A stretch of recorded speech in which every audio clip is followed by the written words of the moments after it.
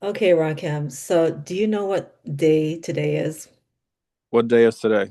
Today is Friday the 13th. Oh, wow, that's amazing. And it's also what, 8 days before your birthday? Oh, is it? Coming up. Oh yeah, you're right. Okay, wow, you're sharp. So yeah, okay. Where was I? Sorry. I don't know. It's Friday the 13th. Okay, yeah, it's a witchy day. It's a very powerful day for witches. So, yeah, we are going to talk about something that is so important to so many people that I have spoken to and that I know are out there in the world, and that is how to sustain hot, passionate sex long term inside of a monogamous relationship. And we're specifically going to be talking about how this pertains to the dark masculine, dark feminine dynamic. Because with other expressions of masculine, feminine polarity, if the sex stops being passionate or if the sex stops altogether, the relationship can still prosper. But from what I've observed with the dark feminine and the dark masculine, if and when the sex stops being hot and passionate, it's a major issue, especially Got for the women. Especially for the women. Yeah. It's a deal breaker. So, and a lot of people want monogamy or sexual exclusivity. They don't want to fucking do polyamory. So, that's what we're going to talk about today. I'm going to share some of my ideas. You'll share your ideas, and we'll see where this goes. But I want to first define what I mean by monogamy because, like, with my clients, it's pretty strict. Like, they mean like we're not flirting with anyone else. There's no flirtation with the opposite sex at all, ever. We're not liking other people's Instagram photos. We're not looking at porn. We're not doing OnlyFans. Ideally, we're not even desiring anyone else sexually. That's what people actually mean. And so I have several clients that have attained that reality, but then they find that the sex just completely it's not good anymore, or it's not consistent anymore, or it's not as frequent, and they start to panic. So, anyways, that was my intro. What would you like to say about this topic, Rakem Siku? Well, you didn't really ask a question. I mean, I understand, people want exclusivity in their relationships. Mhm. I think all people want that, even people who are polyamorous, at the core, they still want that exclusive feeling, or at least to be at the top of the hierarchy or whatever it is. So I just think it's a human being thing to want to have a level of exclusivity or a time of exclusivity or whatever those things might be. And I think it's fine. I think exclusivity is great. I think there's a time and place for it. I think, there's certain people who are really cut out for it, like truly. I think there's certain connections that are really cut out for it, truly. Others that are not, most that are not. But, I feel like it's fine. So, we can go and get into particular specific questions you have around it, but I think it's a great thing for people to practice. Yeah. Why is it that so often when the dark feminine and the dark masculine enter into exclusivity and they're living together, um, the sex isn't good anymore, or it stops? Like, what do you think is causing that? Well, what the good sex is usually caused by is the bonding hormones that people and animals release when it comes to mating. So again, the whole point of us relating in the first place is because there's a program within us that wants to guarantee the human species. And so all animals have this. This is why all animals are having sex, all animals are mating, all plants are doing it, all insects are doing it, and people do it as well, is because there is this natural program within us that causes us to want to come together for the purpose of procreation, right? So in the process of doing that, the human body secretes, what we call very powerful bonding hormones. Those bonding hormones are meant to really whip up the sexual passion inside of us, for short periods of time, so that we can bond very intensely. So we can have lots and lots and lots of sex to guarantee that the woman gets pregnant, and even if she loses a child due to miscarriage or whatever, that she gets pregnant again, and that she can actually give birth. Mhm. So what's happening in the background is this program that's running that's designed to keep our species alive, and that isn't what involved. What's involved in that is a very powerful set of bonding hormones that's secreted those are only temporary. They're only meant to last for a short period of time. After they wear off, then there's nothing else kind of pushing us to be with this person. The intensity dies down, and then we have to make choices and decisions to be with each other. So Mhm. that's the reason why people feel a decline after a while of being together, where they're no longer sexually passionate about each other in the same way they were when they first met.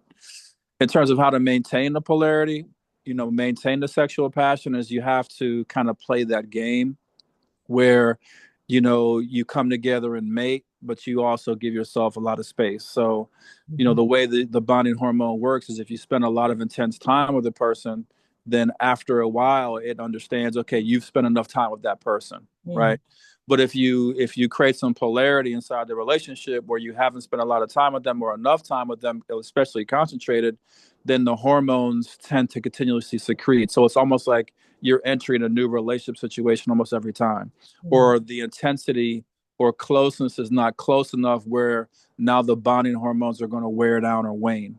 So Mhm. that's kind of how you maintain it, is you have to, give yourselves enough space. You have to be into enough other things. For those who are poly, being into enough other people where, everything stays fresh, everything stays new. Now, Mhm. it's not that you have to have those new feelings. A lot of people understand, and they're mature enough to understand that, hey, I don't need the bonding hormone, but I understand that my sexual passion for this person is not going to be as high. So, they decide and make choices that we're going to be together, we're going to do these things together, that we're still going to have attractions outside of ourselves because the bonding hormone is going to kick in and want us to be attracted to other people. But we're going to just decide that we're going to do life together, build life together, those types of things. Mhm. So that's how you actually maintain this, by keeping the polarity inside the relationship. Excellent. So we're going to talk about the polarity in great detail. Now, for a lot of my clients, it's not just that like the excitement starts to wear off. Like really major things actually start to happen, where like, for example, the dark masculine, he might have a health issue. He might have like severe insomnia, and now his penis doesn't even get hard at all. Or he might be an alcoholic or a drug addict, and now his penis is not getting hard or it's not staying hard. I actually had one client where the her dark masculine was an alcoholic and drug addict before they moved in together, and then once they moved in together she asked him to quit and he agreed, but as he was going through the detox his penis couldn't get hard, so that was a major issue. And so, but then also, like a lot of times, once they move in together, they start arguing, and they're arguing over like all kinds of stupid shit, like just dumb shit, but they're arguing every day. And then sometimes the woman, if she's the breadwinner, she starts to feel really resentful towards her dark masculine because he has no money and she feels like he's lazy and he has no ambition. And so she starts to lose her sexual attraction to him. And so, like, all these things start to happen, especially once they start living together. Have you observed that, Rakim? Yeah, sure. And again, all of that has to do with, again, the bonding hormones beginning to wear down. So when they wear down, there's really nothing there that's involuntarily pushing you together, right? So now it's just you're with this person, right? And there's no like strong, intense, super strong attraction there. And now you have to decide, okay, who is this person? How am I going to communicate with them? Now I'm seeing things I didn't see before. The Okay. bonding hormone, what it does is it tends to blind you to certain Mhm. parts of the people that you're bonded with and mating with. Like it doesn't allow you to see certain parts of their personality. It doesn't allow you to see certain details about their looks and those types of things, about their character, those types of things, right? And that's on purpose because, again, the procreative aspect of who we are, it can't rely on you going through all these mental gymnastics and determining, is this the right person for me, and do they have this quality and not quality, do they check this box, that box. Like if the survival of our species would be based on something like that, we would all go extinct. You see what I'm saying? So the bonding hormone, what it does is it blinds you to certain things, right? It turns your brain off in certain ways, doesn't allow you to process certain kinds of information, and therefore you're not able to really see a lot of things. Mhm. The bonding hormone wears off, and now all of a sudden you see these things about your partner. Oh, you're lazy. Oh, you don't clean up after yourself. Oh, you don't have ambition. Oh, you don't have this, you don't have that. No, all those things were there on day one. You Mhm. saw your partner very clearly, like all these particular characteristics about who they were, were there on day one, but because the bonding hormone kicked in so strongly, you just ignored all that stuff, right? Like the desire to be with them, the desire to have sex with them was so strong that it superseded those things. But now that the bonding hormone is gone, now you're faced to just look at those things without any assistance. Mm, And so, yeah, that's when the fights happen. That's when you start to lose patience. The things that you ignored at one time, you can no longer ignore anymore. And mm, now people are fighting. People are going back and forth. And this is why relationship tools are important because in order for you to actually exist with somebody in a long-term relationship and exist successfully and be happy and be, close to each other, you're going to have to actually make choices, and you're going to have to actually have things like discipline, and you're going to have to actually have things like common sense and understand that, the bonding hormone is going to probably kick in for them with somebody else, and or with you with somebody else, and you have to understand all these things. And so mm, that's the whole point of relationship, teaching and relationship tools is so people can navigate a relationship once there's no bonding hormone at mm, play. So all the things you're describing is just what happens when the hormones wear off. And now we're just looking at each other in a room and we're intellectually deciding how we're going to treat the other person and who this person is to us. mhm. So that's all well and good, Rakim, the scientific understanding of what's happening. But the clients that I know, like they want the bonding to continue. They want the hot sex to continue. And so I've come up with about let's see here, six uh, tools that people can use that I feel would be helpful to maintain the chemistry. And and so I'm going to ask for your feedback on each one.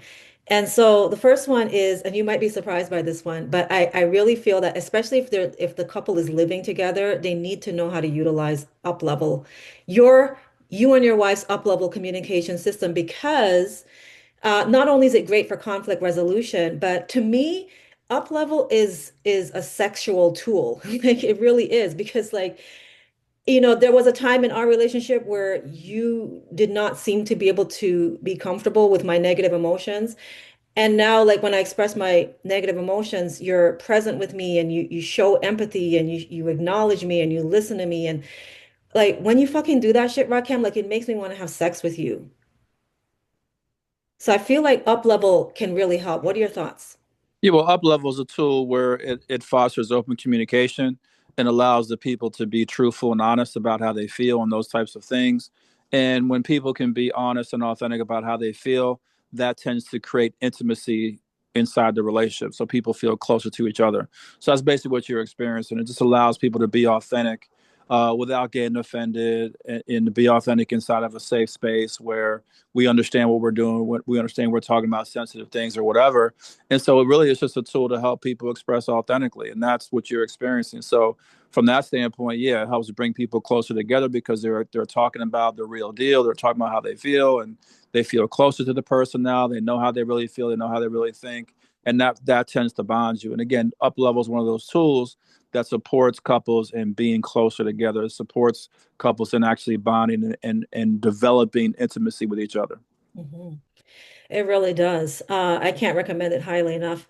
The second thing I want to talk about, and okay, let me see here. Okay, there's two ways I'm going to explain this. So like with the dark masculine and dark feminine, they're gonna trigger each other. They're gonna trigger each other's shadow. They're gonna trigger each other's unhealed childhood and ancestral wounds. That's a given in this relationship dynamic. And so in order for the harmony to sustain itself between the couple and as well as for the sexual vitality to sustain itself, it is imperative that the couple knows how to deal with negative emotions, how to deal with unhealed trauma, because not only does that sustain the harmony, but it also increases the sexual chemistry when you know how to do this. And so I know that one of the tools that you and your wife teach and utilize is what she calls, or what Kenya calls, tantric lacing. She has the regular lacing, which is basically changing your past, taking the painful memory from your past and then basically giving it a happy ending or giving it the ending you would have preferred. But then the tantric lacing is sort of like when you do it when you're either having sex with yourself or you're having sex with your partner. And so I feel like it's really important for the dark feminine and the dark masculine to know how to, you know, take these unhealed traumas, unhealed emotions, and go into the bedroom and like basically lace it, basically change it, rewire it so that now like now the sex is even better than ever. Like, what are your thoughts on that? No, I agree. I mean, the tantric lacing, which is basically lacing when you're adding like the sexual, intimate, sensual connection to it, that helps to kind of rewire some things. So the negative emotion that comes from, you know, your traumas, your childhood traumas, and your earlier life traumas. So whenever you have a negative emotion that comes up, that is your trauma speaking. You know, that is your pain body speaking. You know, you have some unresolved things that are coming up for you that you haven't healed yet. And so, you know, understanding what that is, you know, so part of being an actual dark feminine or actual dark masculine and elevated is understanding, okay, well, when I have that feeling that that's what that is, and that's when they move into their transmutation exercises. That's when they move into transmuting through sex and those types of things. So, yeah, that's part of the knowledge of being a dark feminine, dark masculine is understanding when those negative emotions come up, what they are and what's causing them. It's not that your partner caused them. No, this is the trauma that you haven't addressed or haven't healed. And then, yes, getting into things like lacing that kind of helps resolve some of these things. It helps rewire some of these things. So you have different stories and those types of things, and through the tantric aspect, making it more powerful and more intense in terms of the actual healing and its effectiveness, then those are amazing tools for dark feminine and dark masculines to use to actually transmute all of that and move through it. Yeah. And here's something that I feel is helpful to dark feminine women, and it's something that I'm going to be teaching about at my master class tomorrow. I'm doing a ritual for the women, and it's about how to utilize depression. You know, because a lot of dark feminine women, like myself, have a lot of depression, and like we think like depression is a liability. We think like it, you know, like you want to get rid of it. You want to, you know, go on psychiatric meds or whatever to get rid of the depression. But like the dark feminine understands that the depression is very useful and beneficial and it's a tremendous fuel.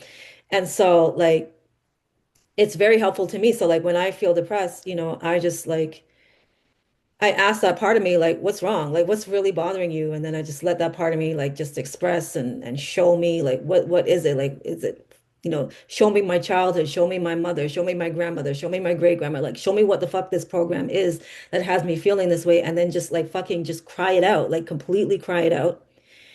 And then after I do that, then I go into, okay, well, what do I want? Like, what do I want? Oh, I want Rakim to show up this way for me. I want him to take this action. I want him to do this thing that I, you know, didn't believe he would ever do because my father didn't do it and my grandfather didn't do it. But I want him to do it and I want to feel into that. And so when I feel into that, then I cry so deeply, and then like with like not even like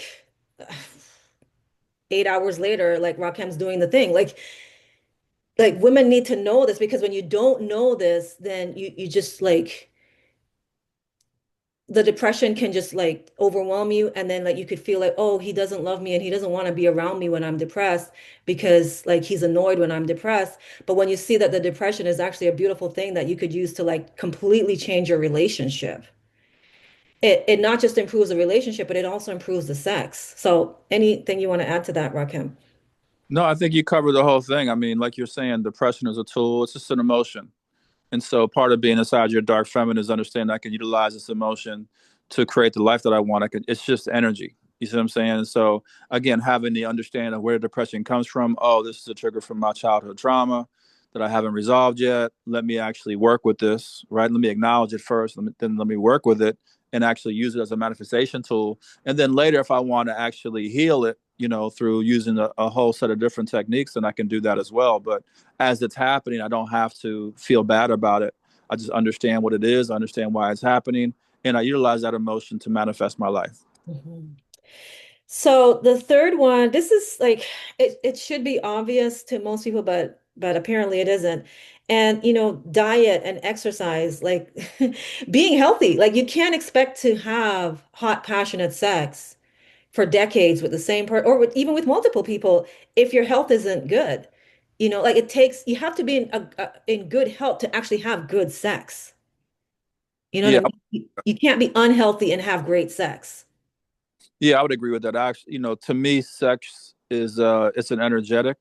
interaction. It's also a physical interaction. Mhm. So, you're using your physical body. So obviously you want your physical body to be in optimum shape.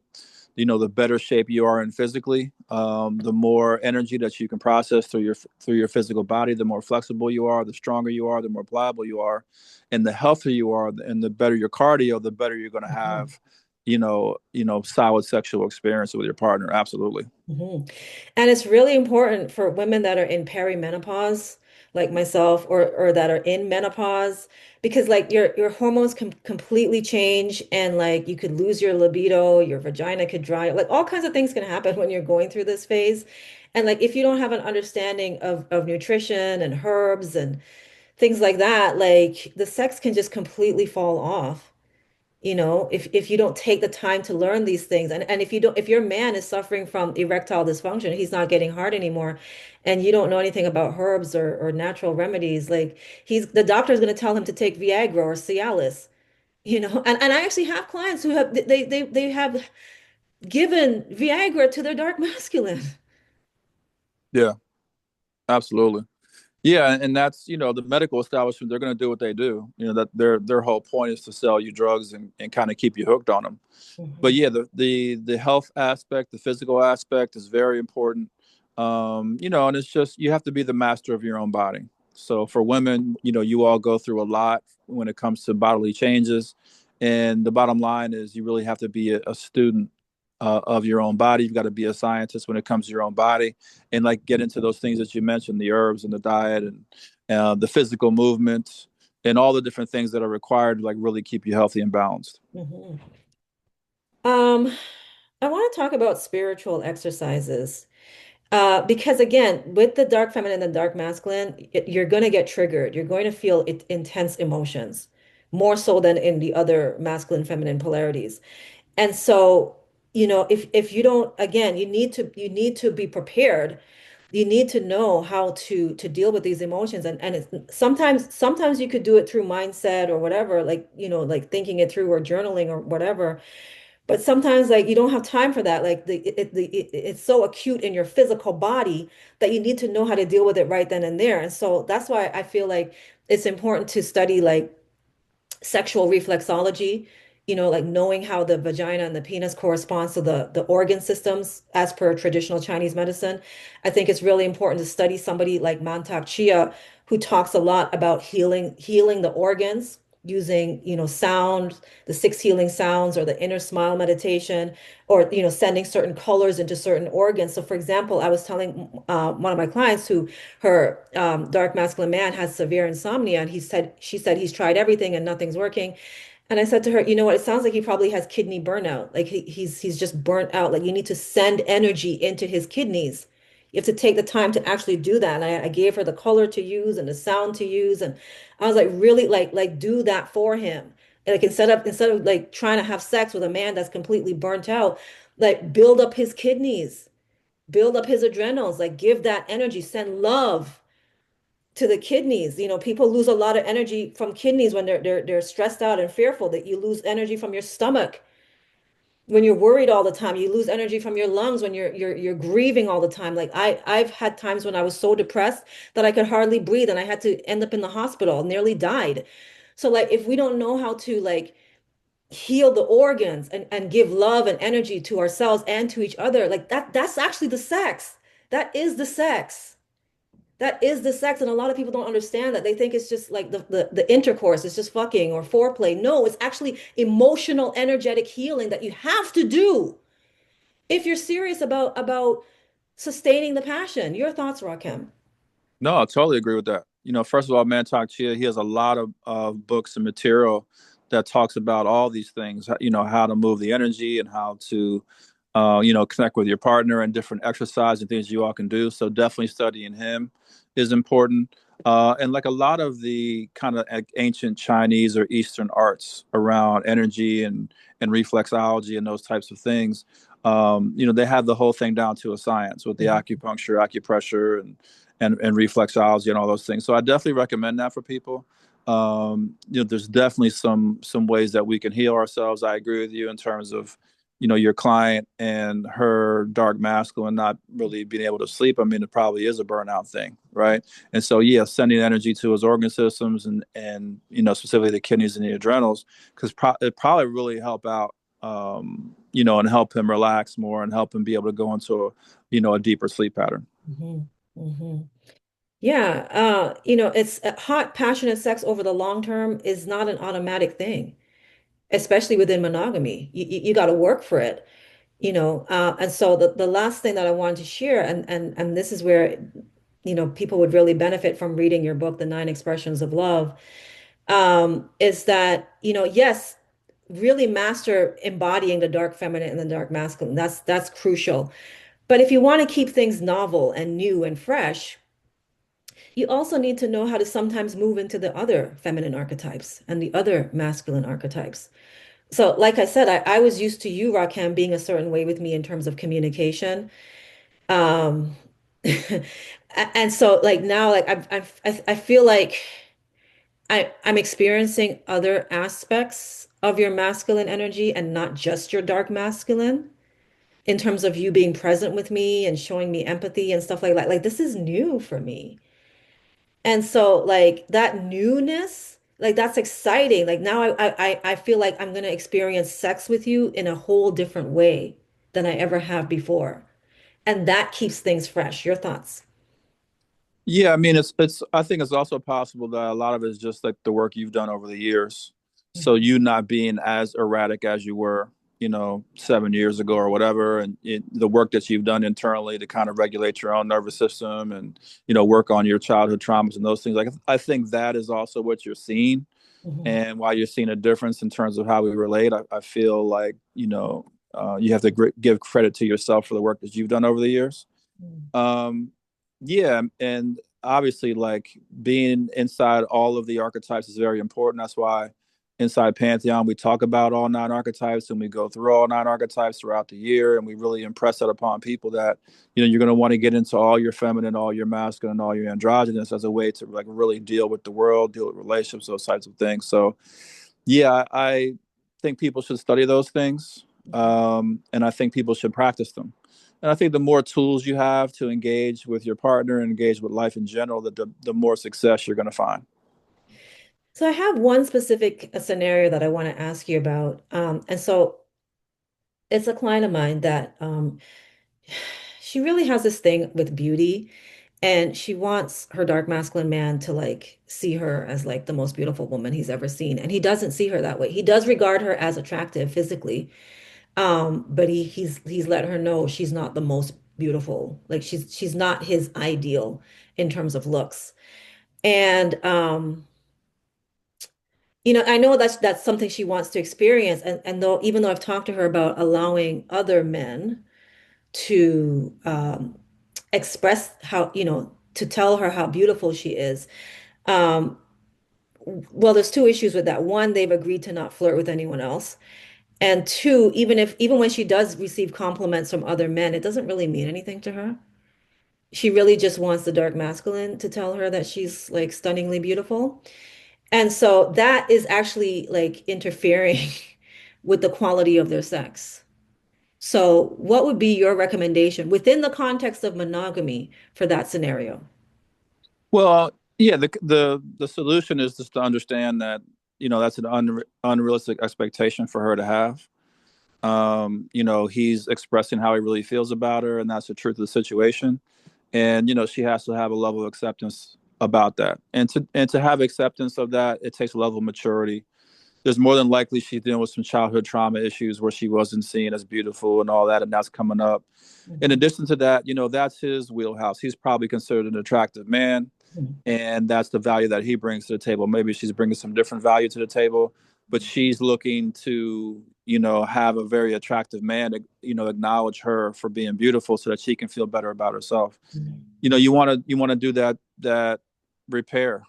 You want to understand that your need for validation is just from your inner wounding, and you got to fix the inner wounding. Once you fix the inner wounding, then that extreme need goes away. So that's Mhm. what I recommend from that. I don't think it's a monogamous versus polyamorous thing. I just think it's about once you deal with the childhood trauma, once you step into your mature adult, whether it's feminine or masculine, then you're not going to have a need for those things in the same way. Mm. Yeah, because you're right. Underneath that need for him to tell her she's like so beautiful is like she feels like if he thinks of her that way, then that will guarantee that he never leaves her. Yeah, and that's not true. Yeah. Yeah, Yeah. So yeah. Yeah. That's where the tantric lacing would come in to heal that fear of abandonment, absolutely, that your father's gonna abandon you or what or your father did abandon you. Like, whew, a lot of women replay fatherhood abandonment with their dark masculine. absolutely, And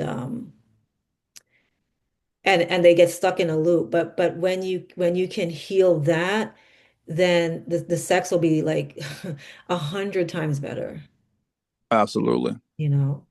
So, do you have anything else you'd like to share before we wrap this up, Rakem Seku? No, I think it's a good topic. I think the key is the tools that we talk about to heal these things. They're not really based on your relationship structure. So they're not monogamy tools or polyamory tools or whatever. These are just tools that you can use to manage your own emotions and your own energy. Mhm. And I feel like, it's definitely worthwhile. I think people should contact you definitely to get support, with these things. And, the more you practice utilizing these tools and changing your chain of thought, I think the better your relationship scenarios are going to be going forward. Beautiful. Thank you so much for your time and energy, Rakem Seku. I really appreciate you. Sounds good. Thank you so much.